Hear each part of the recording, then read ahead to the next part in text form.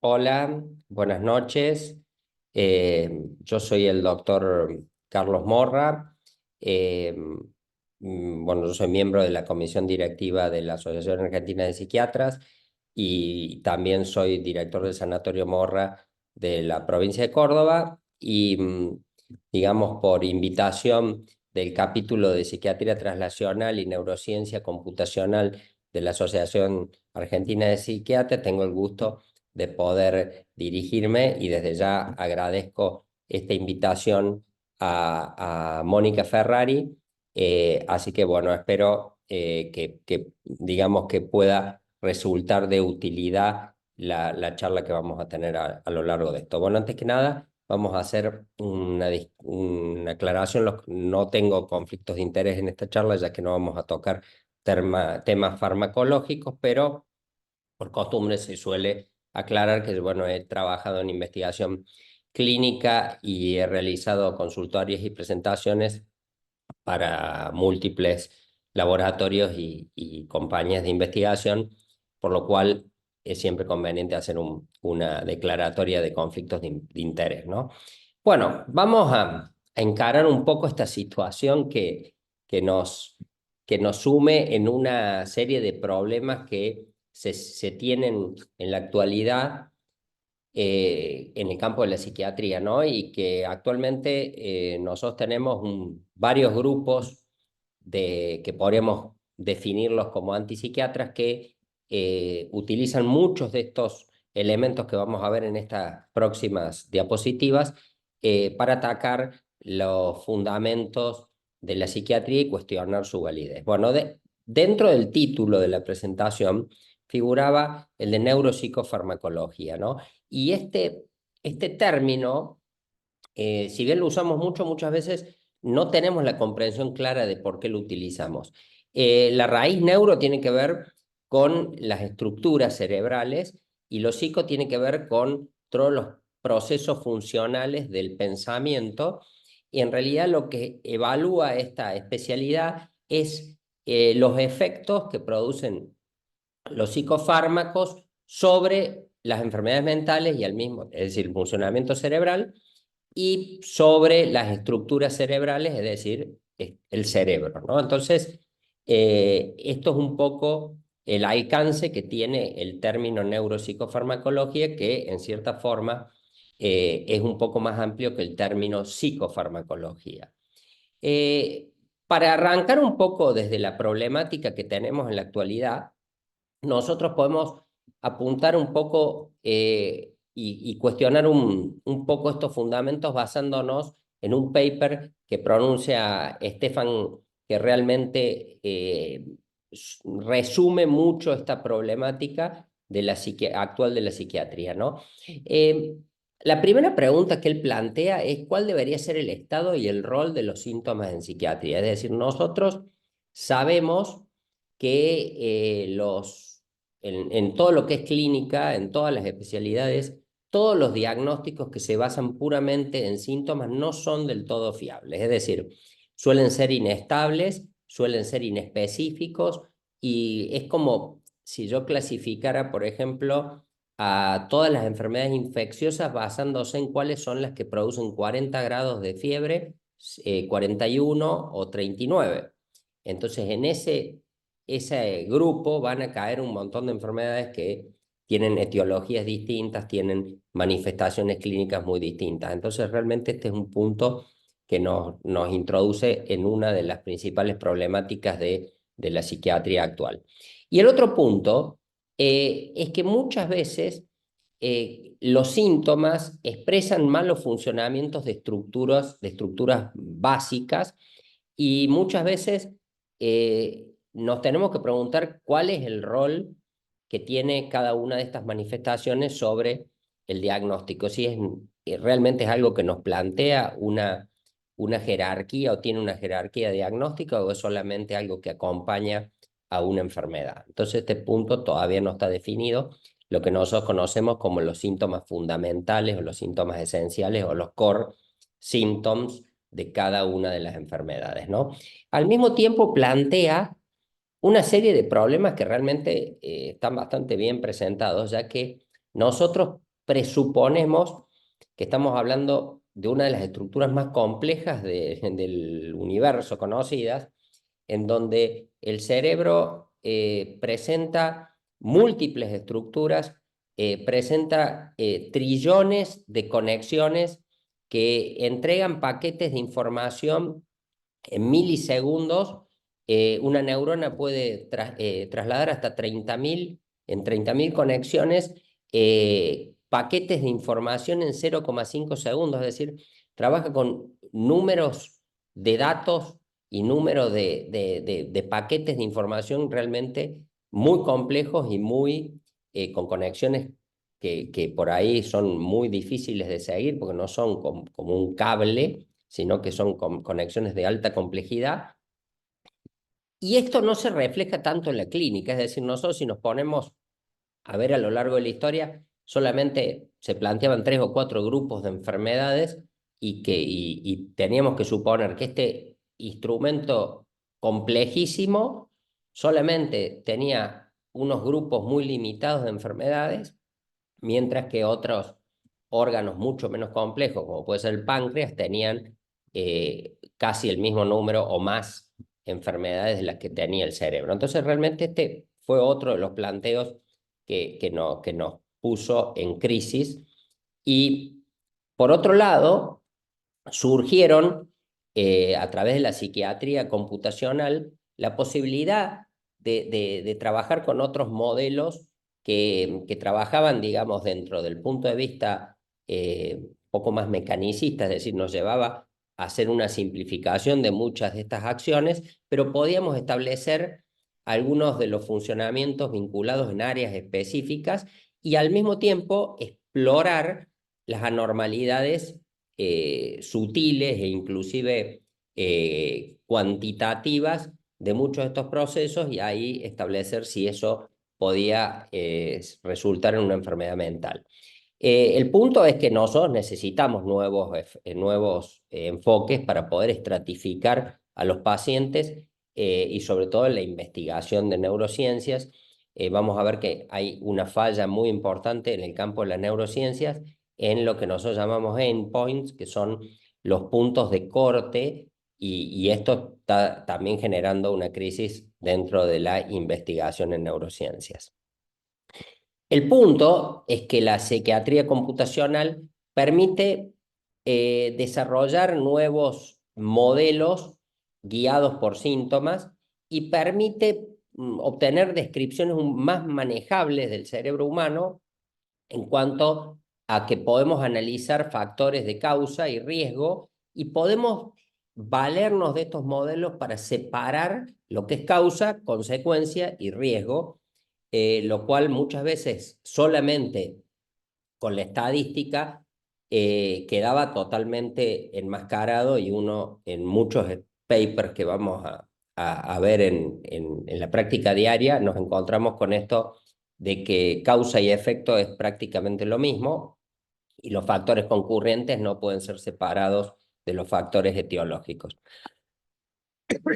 Y hay un concepto que nos entorpece también más el análisis de la psicopatología, que es la comprensión de los mecanismos de resiliencia. ¿Por qué? Porque uno entiende la enfermedad, pero la capacidad de adaptarse de un individuo a otro, el grado de resiliencia que puede ser, puede presentar una misma enfermedad en forma muy distinta de un individuo a otro y provocarnos también una dificultad para el momento de realizar un diagnóstico o de conceptualizar un cuadro clínico, ¿no?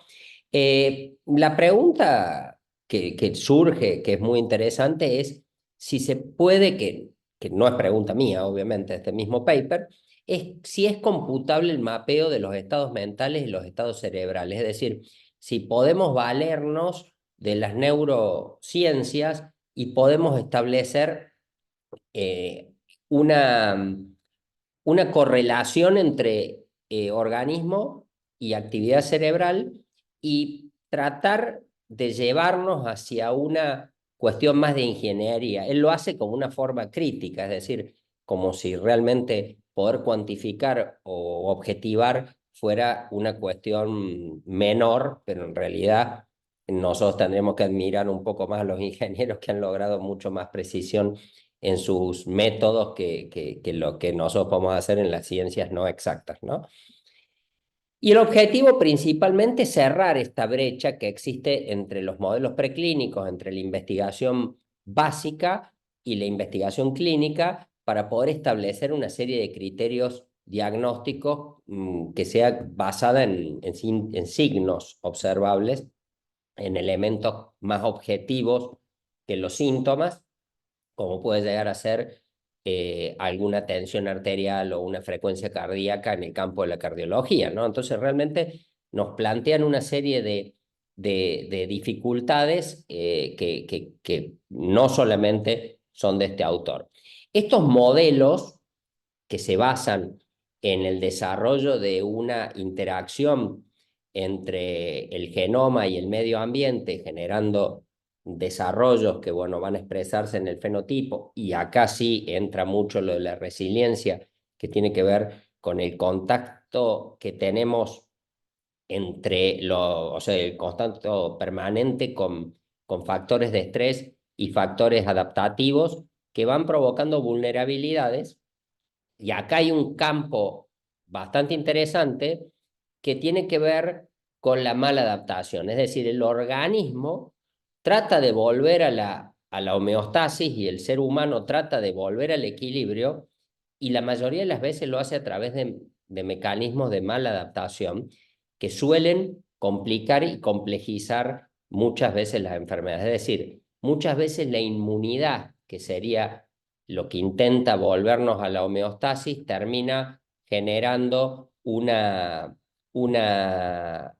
daño mucho peor que lo que producen las mismas enfermedades. Entonces, este punto, este modelo nos invade, y tenemos que pensar también en el campo de la salud mental, basándonos en estos elementos mucho más biológicos que los anteriores. Bueno, Thomas Insel entra en forma muy disruptiva y replica quizás un poco más concretamente la problemática que había planteado Stefan, y nos dice, mire, la verdad que la psiquiatría tiene diagnósticos imprecisos, hay mucha diferencia en los diagnósticos, no tienen esa validez biológica, es decir, no podemos separar biológicamente cosas que hace mucho que se están estudiando, como por ejemplo una esquizofrenia de un trastorno bipolar, nos está costando.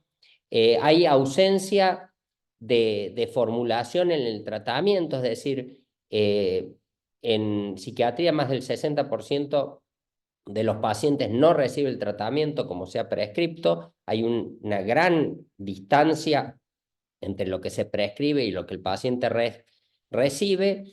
Hay un retraso en el diagnóstico, que nosotros sabemos que desde que un paciente inicia su cuadro clínico hasta que recibe un tratamiento efectivo, suele pasar 74 semanas, que es el tiempo desde que se diagnostica hasta que se prescribe un tratamiento. Si tomamos en cuenta que hay enfermedades que son inflamatorias, realmente el sostener en el tiempo un cuadro que puede ser eventualmente nocivo nos plantea un elemento bastante negativo en el campo nuestro.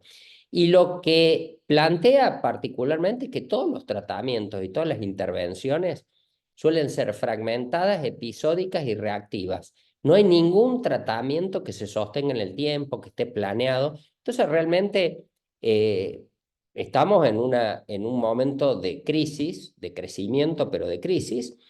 Y lo que plantea Peter Drucker es, no podemos medicar, no podemos manejar, no podemos tratar algo que no podemos medir. Nuestros métodos psicométricos no son tan precisos, se basan generalmente en elementos sintomatológicos, y realmente nos complica y nos pone en una situación bastante difícil como especialidad, ¿no? A nivel investigación, obviamente, esta crisis se comparte. Nosotros que hacemos investigación clínica nos encontramos todos los días con una serie de problemáticas, y nos damos cuenta que en el campo de la investigación hay falta de medidas objetivas derivadas del mundo real que reemplacen a los conceptos que son ideas, es decir, son bases basadas en escuelas o en descripciones clínicas que generalmente tienen una base más teórica que observacional y que no son categorías naturales de enfermedad. Y también nos hace falta instrumentos de diagnóstico con una capacidad probada para detectar formas de enfermedad que respondan o no y que tengan un pronóstico en el tratamiento. Entonces, lo que a nosotros nos hace falta es lo que se llama en inglés surrogate endpoint, que son nuevos sistemas para determinar. Nosotros cuando establecemos la respuesta a un tratamiento, a la remisión, utilizamos una escala, como puede ser la de Hamilton, que mide síntomas, algunos signos, pero la mayoría síntomas, y lo que establece es que a partir de cierto puntaje el paciente mejoró o que el paciente está en remisión, y no tenemos una valoración objetiva como puede ser la tensión arterial o la frecuencia cardíaca que podamos usar. Entonces, esta búsqueda es, como ya les decía, el santo grial de la investigación clínica, que es la búsqueda de un biomarcador que permita hacer la diferencia y podemos separar los puntos en donde una enfermedad deja de actuar y el paciente se ha recuperado. Entonces eso es un punto y después también los biomarcadores como diagnóstico o como ayuda diagnóstica también nos permiten hacer eso. Entonces, esta es la realidad y es el campo global. Ahora, durante la historia, nosotros hemos tratado de dar cuenta con estas situaciones y algunas de las clasificaciones como esta que no hay que menospreciar la teoría humoral porque es la clasificación que más ha durado en la historia, trató de conceptualizar y encontrar una serie de descripciones que coincidían con algunas cuestiones climáticas y al mismo tiempo encontraban unos biomarcadores que en este caso era la bilis amarilla, la bilis negra o la materia fecal, la flema o la sangre, y planteaba estos como una especie de biomarcador primitivo y bueno, durante 20 siglos funcionó esta teoría, así que algo de eficacia debe haber tenido, no creo que hayan funcionado solamente con fracasos, así que esto, alguna eficacia debe haber tenido en sus tratamientos y es un punto que permaneció durante muchos siglos, ¿no? Entonces, nosotros actualmente utilizamos toda una serie de técnicas que se basan en lo que nosotros llamamos derivados del consenso. Derivados del consenso son los distintos manuales, como puede ser el CIE-10, el CIE-11, el DSM-5, el TR, y estos manuales se basan en la unificación de criterios de expertos que permitieron unificar el criterio mundial. Pero, si bien esto generó una nosología válida, en cierta forma, por experiencia de expertos, el DSM y el SI están basados en distintos ejes conceptuales y realmente es un poco heterogéneo y al mismo tiempo con mucha base más teórica que observacional. Y también podemos decir que todos aquellos biomarcadores que en otras especialidades se incorporaron, como por ejemplo los biomarcadores de demencias, no lo estamos aceptando en el DSM porque en realidad se presupone que no todo el mundo puede accederlo y entonces quedan fuera del diagnóstico. Con respecto a lo que propone el modelo multiaxial es establecer una serie de ejes que respondan a un modelo de causas o sea, multicausalidad, con condiciones que actúan al mismo tiempo. Entonces, lo que hace es formular los síntomas, los signos y ciertas características de personalidad como si fueran variables, como aspectos que componen los que nosotros llamamos anchors o descriptores y al mismo tiempo se separan en ejes para poder realizar los diagnósticos. Entonces lo que plantea, por ejemplo, un sistema multiaxial, que es uno de los primeros, el primero, digamos, el AMDP, que plantea tres ejes, digamos, uno es la característica de los síntomas, la etiología y el tiempo, y los clasifica en estos tres ejes. Lo que permite los ejes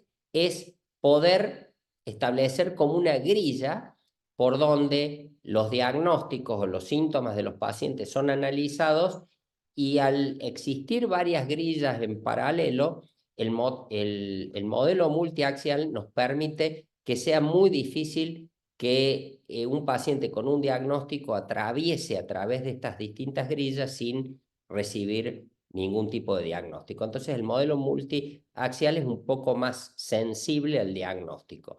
Nosotros, digamos, en la actualidad, el modelo multiaxial es el típico modelo de los DCM, en donde actualmente, si bien no se está utilizando los ejes, pero el diagnóstico sigue basándose en el análisis de distintos ejes funcionales y de eje psicopatológico y de fisiopatológico. Y el DSM, por ejemplo, en el cuadro de depresión, nos plantea una lista de síntomas que se deben cumplir, debe cumplirse ese requisito. Por otro lado, plantea un periodo de tiempo que tiene que ser superior a 2 semanas, y nos plantea una serie de elementos que debemos descartar, como por ejemplo descartar enfermedad médica, sustancias, y que las enfermedades produzcan un cierto deterioro funcional. Entonces, estos son los requisitos de un sistema multiaxial. Esto nos da un avance en referencia a la posibilidad de realizar un diagnóstico con un grado de superioridad. Nosotros vamos a ver que podemos avanzar un poco más que como se hacía el diagnóstico clínico en la antigüedad, o con un diagnóstico basado en la estadística. Entonces, nos permite un poco más de profundidad en el diagnóstico. Pero sobre esto, la posibilidad de encontrar categorías naturales de enfermedades y la búsqueda de esto introduce los sistemas de diagnóstico compuesto. ¿Qué quiere decir esto? Nosotros, cuando estábamos trabajando con el desarrollo del sistema CODE, junto con Thomas Mann, también está otro sistema que es el sistema Koala. Lo que se planteó es que nosotros necesitábamos herramientas que pudieran realizar el diagnóstico a través de varios sistemas o ejes de diagnóstico simultáneamente. Y entonces surgió la idea de los diagnósticos compuestos o los sistemas polidiagnósticos. Nosotros utilizamos en forma paralela múltiples formulaciones diagnósticas simultáneas en la misma población de pacientes. ¿Qué quiere decir? Que al mismo tiempo, realizando una entrevista, nosotros evaluamos al paciente de acuerdo al DSM, al CIE, al DSM-4TR, a los sistemas clásicos, a Leonard, y entonces podemos establecer algunos criterios de validez que puedan coincidir en forma más directa con algunos de las variables biológicas. En este sentido, se basa en la combinación de múltiples sistemas que lo que determinan es una sumatoria, y al mismo tiempo nosotros podemos evaluar poblaciones o grupos especiales y correlacionarlos más simplemente con distintos hallazgos biológicos o biomarcadores. Entonces, es una herramienta que permite ir un poco más rápido, es decir, no solo podríamos hacer solamente utilizando el DSM,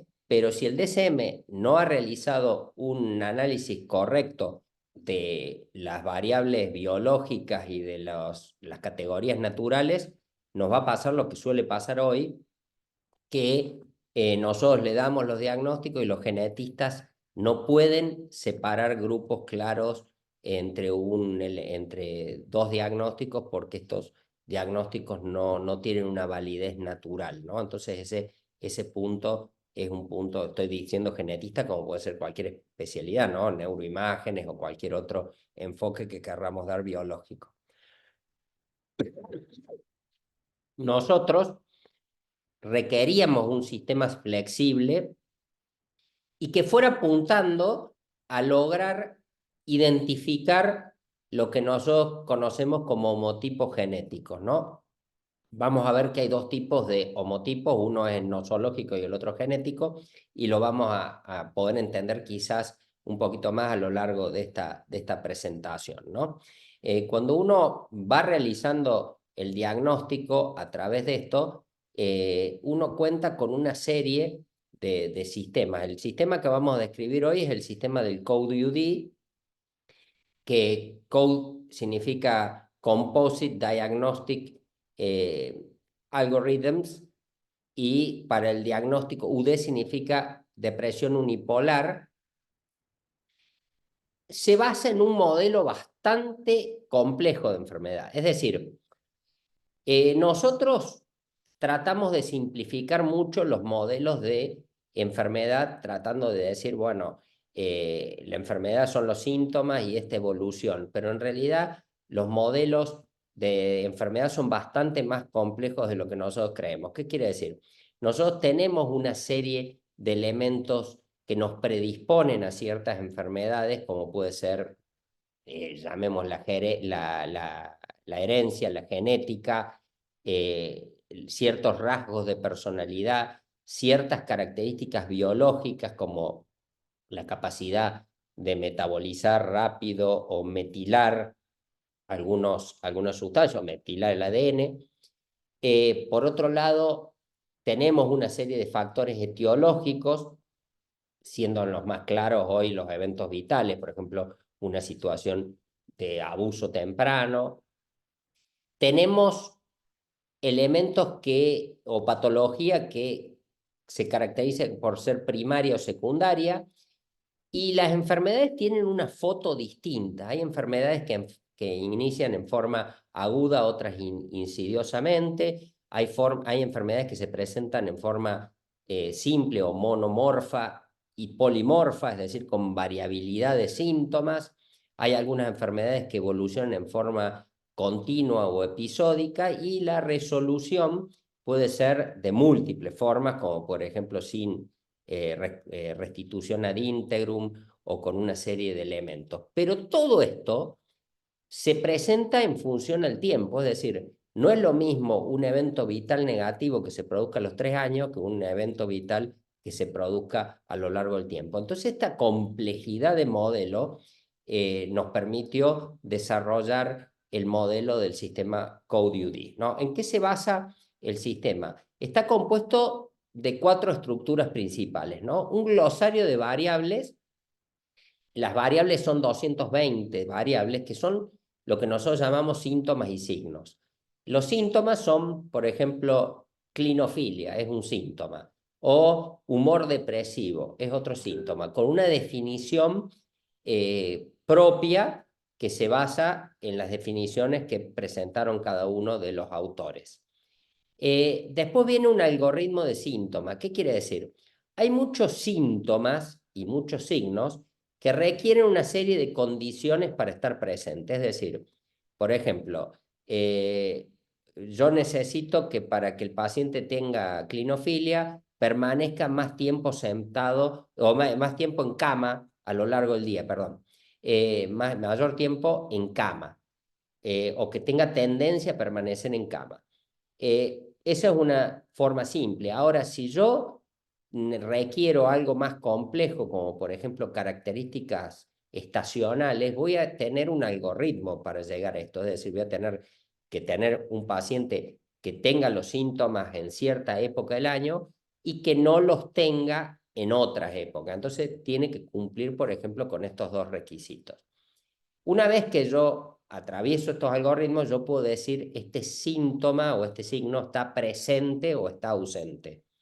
Entonces, todos los síntomas listados en ese glosario de variables tienen que cumplir ciertos requisitos para estar presente o estar ausente. Después están los algoritmos de diagnóstico, donde yo recabo estos síntomas y voy cumpliendo una serie de reglas que, de acuerdo a cada autor, me van a dar el diagnóstico que él propuso. Por ejemplo, si tomo Hipócrates, el diagnóstico va a ser melancolía. Si tomo el DSM-5, los diagnósticos que va a llegar estando presentes ciertos síntomas puede ser trastorno depresivo mayor con características melancólicas, posparto o periparto en la actualidad, con características psicóticas, por ejemplo. Y al mismo tiempo que yo estoy haciendo esta serie de diagnósticos, los mismos síntomas que están presentes o ausentes nos permiten establecer criterios de severidad a través de 4 escalas de severidad, ¿no? Entonces, es un sistema que se desarrolló para estar asistido por medios de computación que tiene esta estructura, ¿no? Acá estamos 3 de los elementos. Acá está el algoritmo, es decir, por ejemplo, se está quedando en la cama en estos días más que lo habitual, es lo que uno le pregunta al paciente, el paciente contesta sí o no y se marca esta respuesta. Después tenemos uno de autovaloración, donde el paciente puede contestar a una afirmación diciendo que es verdadero o falso, y corresponden esto al vocabulario que es el paciente, la descripción de este síntoma, que es que el paciente permanece en cama más tiempo de lo habitual. Entonces, la definición se cumple cuando el paciente en forma propia o una vez que es interrogado por el entrevistador, responde que sí o que no. Acá está, por ejemplo, los criterios. Este, por ejemplo, es el criterio de un autor que es de Aulo Cornelio Celso, que lo que nos plantea es una serie de requisitos que tenía que ser una enfermedad mental aguda con o sin fiebre, con o sin alucinaciones. Hace una descripción y esta descripción yo la voy a estructurar como un sistema de computación donde la presencia o ausencia de los síntomas me van a establecer la presencia de este diagnóstico de acuerdo a Celso.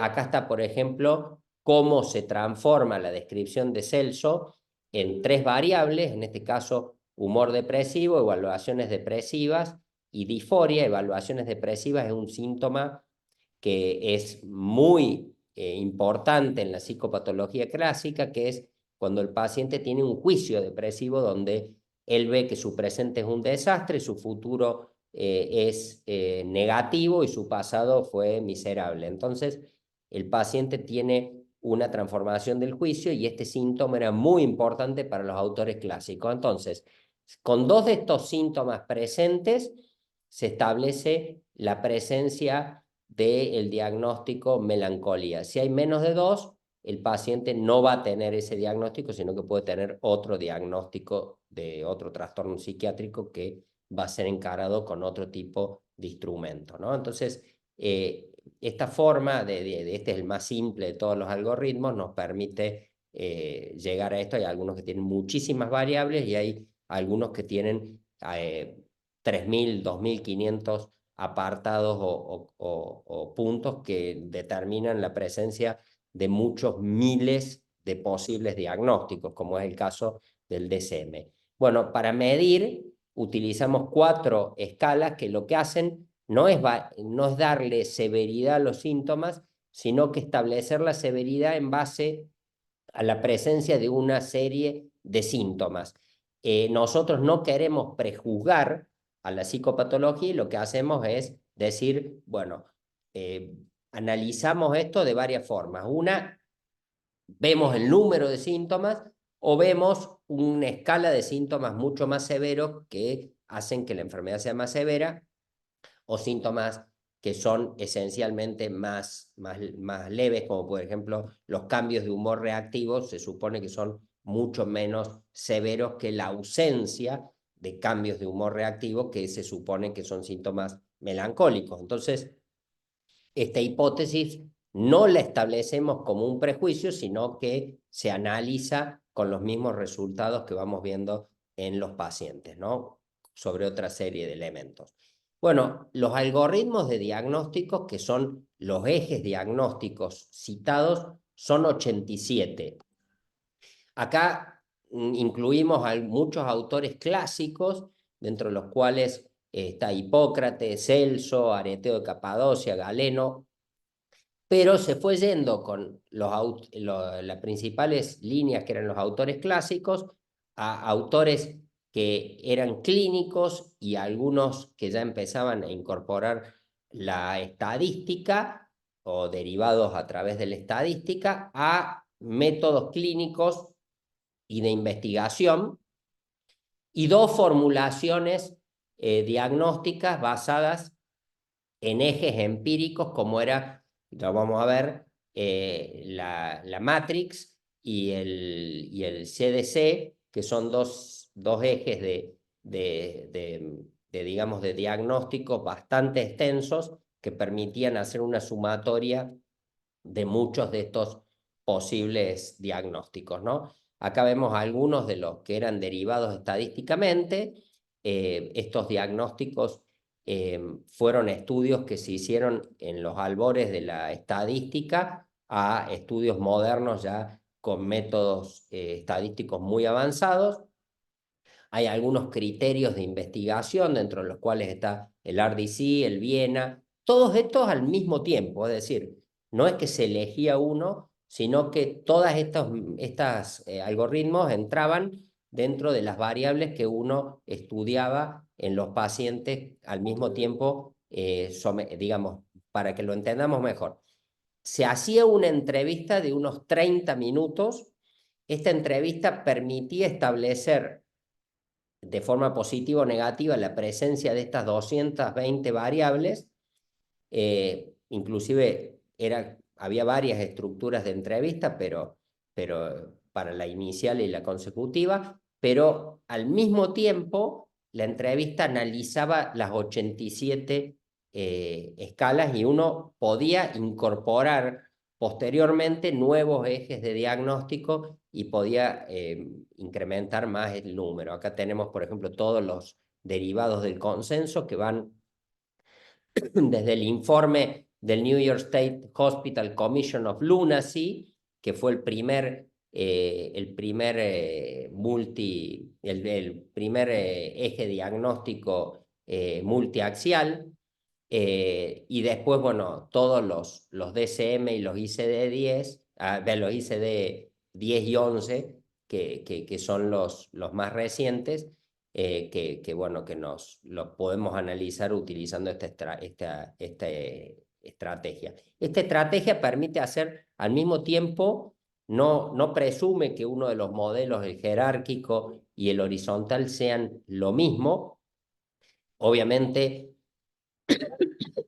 la estrategia de diagnóstico suele seguir un modelo más jerárquico, porque uno va preguntando de lo más severo a lo más leve, pero al mismo tiempo, para evitar eso, muchos de los algoritmos tienen simultáneamente la posibilidad de establecer modelos horizontales. Eso nos da mucha flexibilidad al momento de analizar los datos. Este es uno de los CDC que sigue un modelo jerárquico, donde uno supone que en el campo, por ejemplo, de la depresión, la severidad puede ir desde una depresión orgánica a lo mínimo que serían los trastornos depresivos de la personalidad, pasando por toda una serie de cuadros donde, de acuerdo digamos, al análisis general de los autores, establecemos que la depresión orgánica y la exógena, que es la que responde a causas médicas o químicas, tienen una postura nosológica superior, y a medida que uno va transitando va yendo a las formas más leves de enfermedad.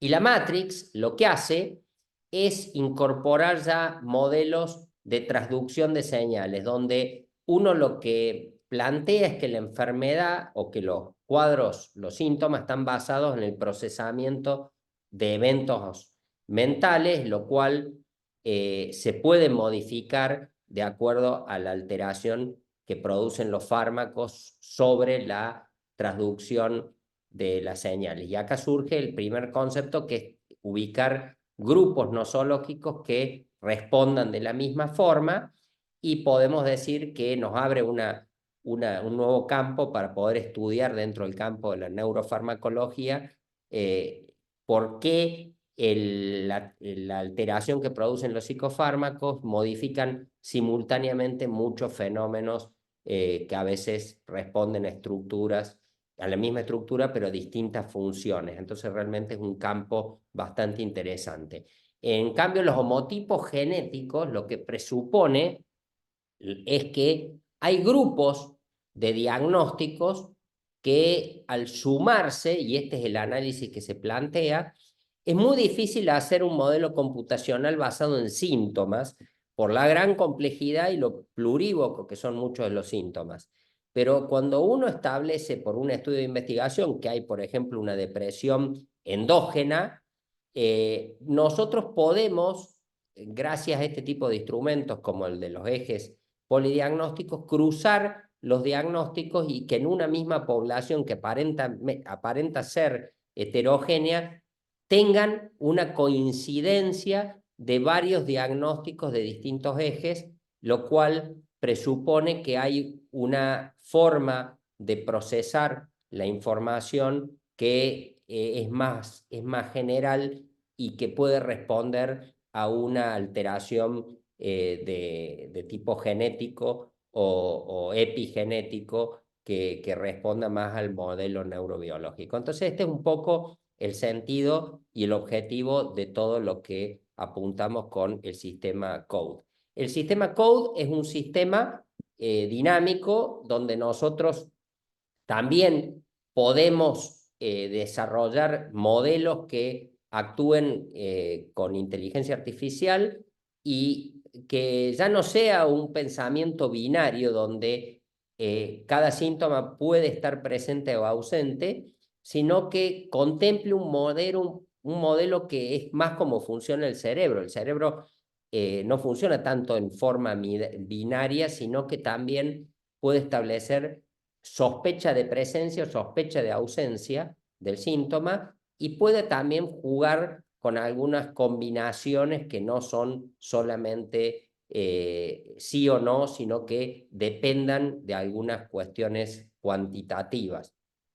Entonces, el sentido de esta presentación es que este modelo que se estudió durante 10 años, nosotros estuvimos trabajando, inclusive hicimos estudios de investigación, nos permitió establecer que dentro de las especialidades, la psiquiatría es una de las que puede, valiéndose de modelos computacionales y de la inteligencia artificial, validar muchos diagnósticos y asistir al diagnóstico clínico en forma simple. En la actualidad hay muchos sistemas que detectan patrones de movimiento anormal, lenguaje anormal, y que incorporados como módulos en estos sistemas polidiagnósticos podrían permitir realizar diagnósticos clínicos con bastante precisión, sobre todo en campos como las catatonías, por ejemplo, la alteración de los movimientos o las alteraciones del lenguaje vinculados a la psicopatología.